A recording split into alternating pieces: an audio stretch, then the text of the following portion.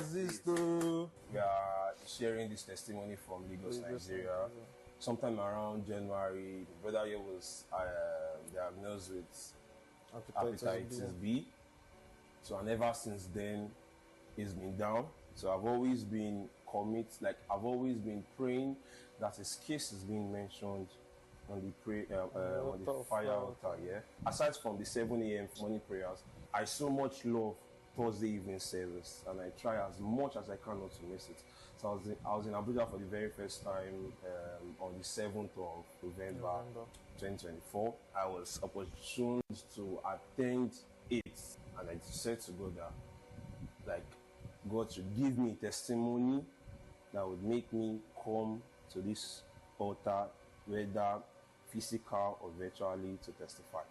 1 week after, this is just 1 week after, that's from the 7th of November to the 14th of November, our normal Thursday service and Thursday evening service, and all of a sudden, from nowhere, he just made mention about hepatitis B is being reversed now by fire. Hepatitis, I announce, be reversed right now, be reversed right now. Immediately he made mention of that prayer. Mind you, my brother was not there, but I claimed the prayer on his behalf. Immediately he made mention about hepatitis B. I called out his name and everything. So, like, I could feel it that yes, like, this is the evidence. The next morning, I was going to the gym. I said, "Yo, what's up? Oh, yeah, go and dress up." He went to do the hepatitis B test. He called me. They said, "Should they check the level?" I said, "Which one is level? If you are checking the level, it means it is there. We are not checking level. Check if there is hepatitis B or there is no hepatitis B. Don't check if there is level." And lo and behold, what they saw before, they saw not see it again. No. What they saw before. So this was when they did the first date. This is okay. Sorry, this is the second one. So this is the second one, and it says here reactive. You can see it says here reactive. Now, this is the second test. This is the evidence. This is the second. God is so good. This is the one that God cannot do, that they did does again, not exist. And what they saw before, they did has been reversed again. This is it, non-reactive hepatitis B, non-reactive. The dates are there, like the date. This is the date. This is the 15th of this is the 15th of November. This is the 15th of November for a prayer or a word that they gave on the 14th of November. It was not even up to 24 hours. How do I explain this thing? To say thank you, Pastor Jerry, for the prayers, for interceding on our behalf. Like, the oil on your head never run dry. Yes. Roy, the God that sees me. What God cannot do does not exist. My name is Buki. I'm making this video from Italy. I've been asking God for the fruit of womb since 2019. In 2021, I got pregnant, but the pregnancy was autopsy pregnancy that almost took my life. Then again, in 2022, I got pregnant again, and then suddenly I lost the pregnancy. Then I lost faith in God. I couldn't listen to any prayer. I couldn't pray, but thank God for my girlfriend Abies and Angela. God bless you. And they started sending me the video back to back in 2023. Then I wake up one day and I said, God, I give you 3 months. If you did not answer my prayer in 3 months, I will stop praying with this Nsppd. And then suddenly, I didn't even know, before 3 months, I was already pregnant. I remember my husband just bought a car and we decided to go outside to go and buy things, what we want, just to celebrate for our new car.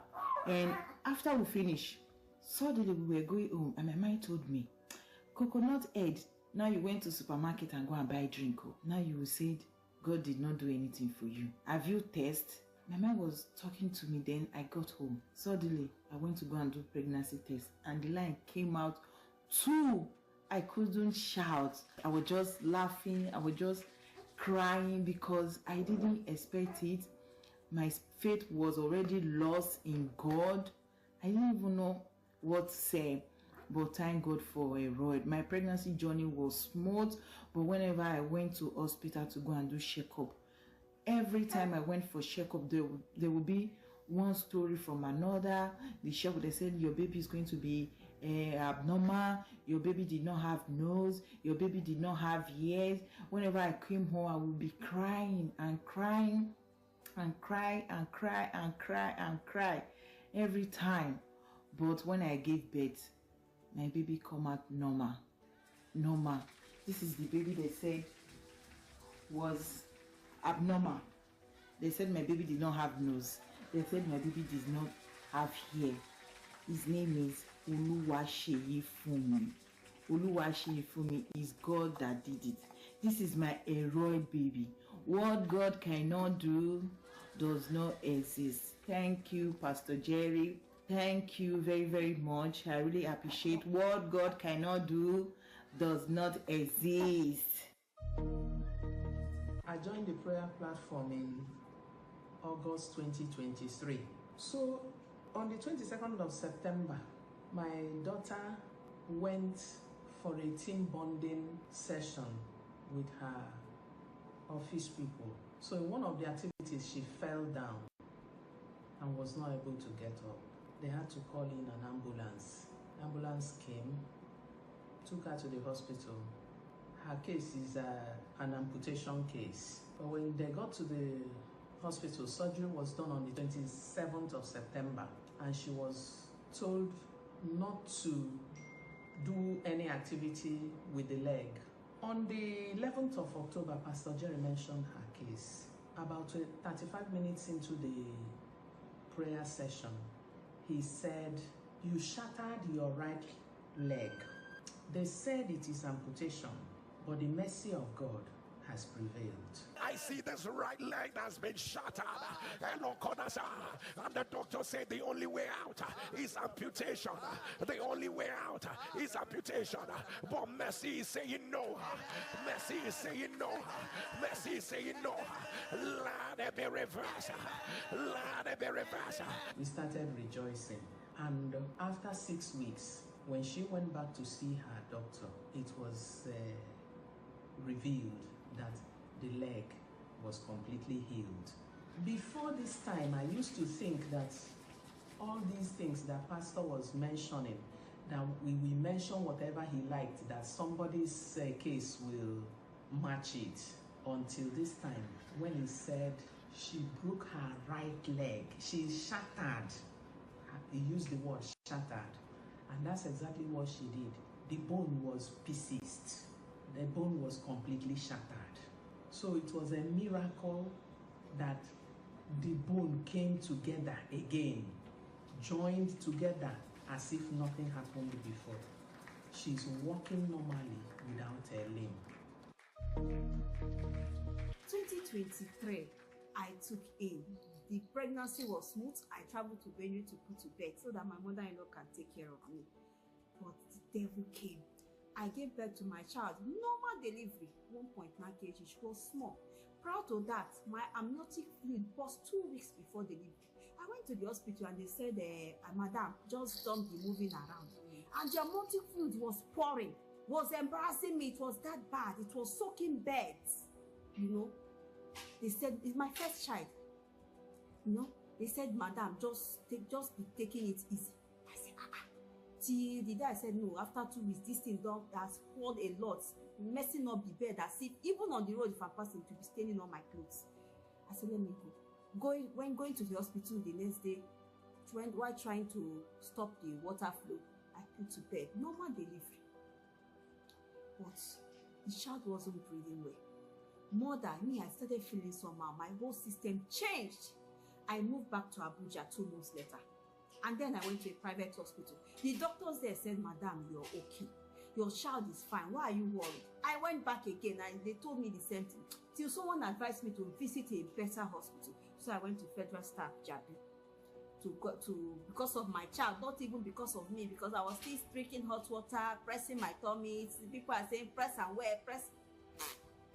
When I took my child, immediately they placed her on oxygen and CPAP. Yeah? In emergency. I was with my daughter for 7 days before they moved her to ward, pediatric ward. That night, when I woke up, I felt a very sharp pain, a very terrible pain. I started feeling dizzy. I was telling my friend that I don't know what is wrong with me. Before you know, I fainted. By the time I got myself, I was in emergency. Daughter and mother separated. In emergency, they started pumping me with blood, and I was on drip. I couldn't eat. I couldn't drink anything. My stomach was now getting big. Doctors are trying to find out what is wrong with this woman, what is wrong with this man, and they started running all kind of tests. And it came out that I have endometriosis, ovarian tumor, and the other ones, the later saw it when they opened me up. I said, what? They moved me to gyno ward every night. Weeks become months. I will scream. I was losing weight.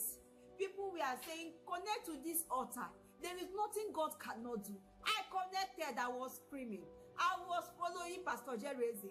7 a.m. and I wasn't even sleeping because the pain was too much for me to sleep. I wasn't eating. I wasn't drinking water. It was nowhere the food can pass.